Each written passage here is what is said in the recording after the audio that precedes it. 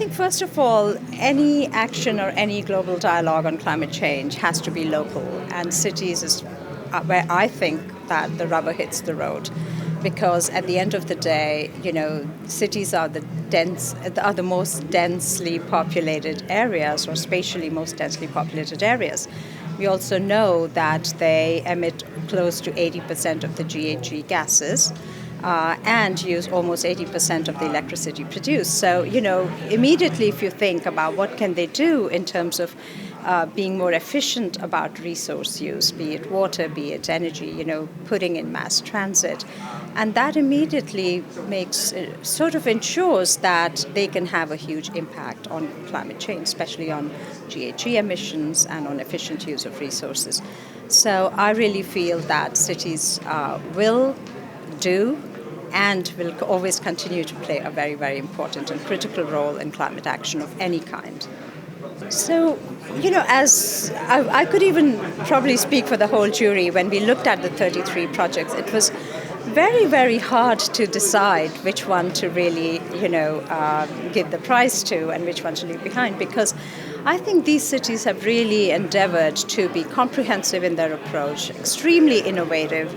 And I also think that, the replicability of what they were doing was very important. And as we looked at the whole array of the proposals submitted, they were just fantastic, very well articulated, very clearly. The goals were very clear. And just the sort of actions that the cities have been able to take. That was very impressive. Well, I think the thing which stood out most for me, at least in Boston, was the citizen engagement part. I think the way that they involved the communities and empowered the citizens and gave citizens agency, shows tremendous leadership on part of Boston. And I think that's something which really stood out for me in their smart city and sustainable city approach.